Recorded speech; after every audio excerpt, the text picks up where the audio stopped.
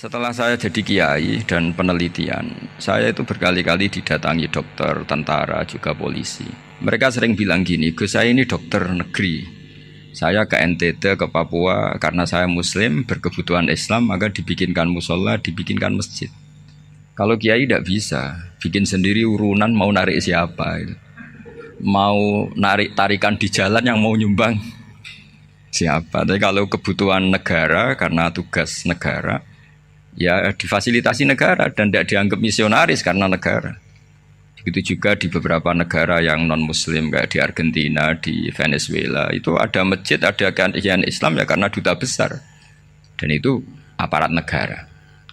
Disinilah kearifan para ulama berkoalisi dengan umarok dengan makna yang positif bahwa agama ini harus ditopang umarok, sistem negara.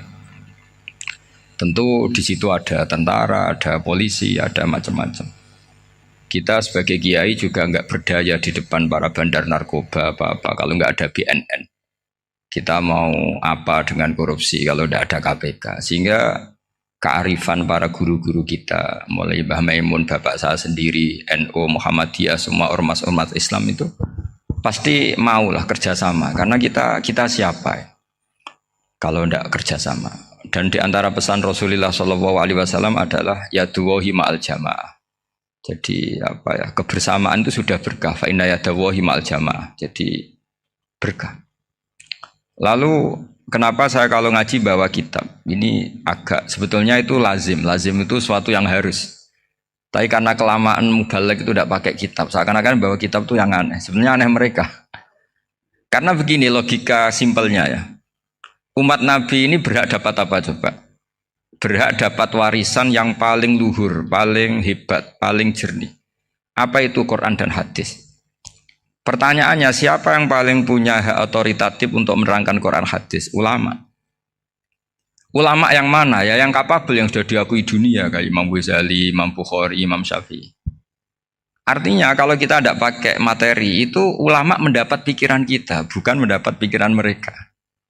Saya ulang lagi, kalau kita tidak pakai materi yang otentik, yang orisinil, umat ini mendapat pikiran kita, bukan pikiran mereka. Maka saya berusaha supaya teman-teman atau semua umat Islam dapat pikiran-pikirannya Imam Ghazali, pikiran-pikiran Imam Bukhari, pikiran-pikiran Abul Qasim Al-Junaidi, kejernian-kejernian Abu Yazid Al-Bustami. Kejernian itu diantaranya adalah misalnya makalah yang menurut saya itu makalah yang super.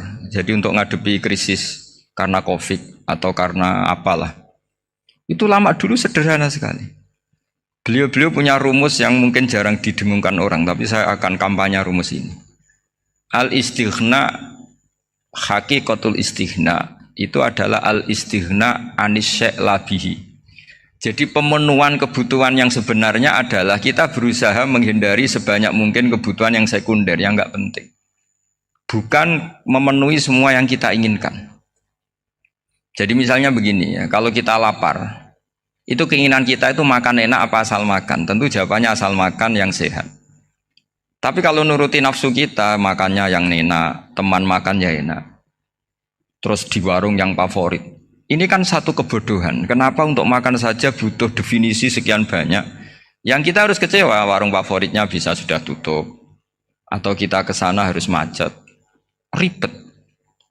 Yang benar-benar arif dan bijaksana itu adalah al-istighna anisya. Sesuatu yang tidak mendesak itu jangan jadikan kebutuhan. Sehingga kalau kita puasa misalnya, semua makanan itu enak karena kita sangat lapar. Sehingga Abul Qasim Al-Junaidi ketika ditanya, ma'idamu to'am, lauk makanan itu apa? Jawabannya lucu, alju, lapar. Kalau kamu lapar ya semuanya enak. Ini sudah mulai hilang. Kita bilang makan enak itu ya sate, ya gulai, ya pizza yang kita senang. Akhirnya apa? Untuk nikmati nikmatnya Allah itu kita jadi ribet. Apalagi yang orang-orang fasik harus ditemani perempuan yang tidak halal misalnya, atau harus ada ajudan, ribet. Nah pertanyaannya, orang yang ribet sama yang nggak ribet itu pinter mana? Pinter yang nggak ribet. Nah ini kearifan-kearifan yang mulai hilang. Lalu siapa yang bisa mewarisi itu? Ya ulama. Jadi ulama itu cara berpikir sebenarnya simple. Makanya mereka sering kalau tahajud itu. Di antara makalah Sayyidina Ali paling terkenal. dan yang menjadikan beliau punya derajat yang luar biasa itu adalah kafani izzan antakuna li robban wa kafani fakhron an akuna laka abdan. Ya Allah, saya ini sudah begitu mulia, begitu terhormat dan sangat-sangat terhormat karena yang menjadi Tuhan itu Engkau. Jadi rumus pertama itu karena menjadi Tuhan itu Engkau. Hanya Tuhan yang abadi, Tuhan yang pertama, hanya Tuhan yang al-awwal. Coba ya Allah, kalau saya ini punya Tuhan Fir'aun, punya Tuhan mati jadi tontonan lagi, itu kerennya di mana coba? Andaikan kita punya Tuhan Fir'aun, atau punya Tuhan yang asal usulnya manusia, apapun hebatnya manusia itu, kita punya Tuhan manusia itu. Tuhan yang lapar, yang kalau nggak makan mungkin pingsan, mungkin bisa kena COVID, nanti Tuhannya diisolasi. Kayak apa? Makanya ketika Tuhan Allah menyindir ketuhanan selain Allah itu, Allah hanya menyindir dengan kalimat sederhana, kana yakulanit to'am, yang kamu tuhankan itu masih makan. Artinya kalau nggak makan ya lemes. Jadi lama-lama ada orang gini, alhamdulillah tadi Tuhan mampir ke saya, kelihatannya lapar, setelah tak kasih makan sehat lagi. Susah nggak punya Tuhan yang seperti itu. Beda dengan Tuhan kita. Tuhan yang nggak butuh makan, nggak butuh minum, al-qayyum, zat yang berdiri sendiri tanpa butuh yang lain. Al-awwal, sebelum ada langit bumi sudah ada Tuhan kita yaitu Allah. Bandingkan dengan Tuhan-Tuhan yang dipertuhan yang lain, yang adanya setelah bumi, misalnya Fir'aun dan sebagainya. Sehingga Sayyidina Ali pertama jadi kebanggaan apa? Kafani izzan antakuna li robban. Saya ini keren betul, karena punya Tuhan yaitu Engkau. Tuhan yang lahul asma'ul husna, Tuhan yang semuanya punya kebaikan, punya keabadian, punya keagungan. Terus wa kafani fakhron an akuna laka abdan, dan saya bangga sekali karena saya menjadi hambamu.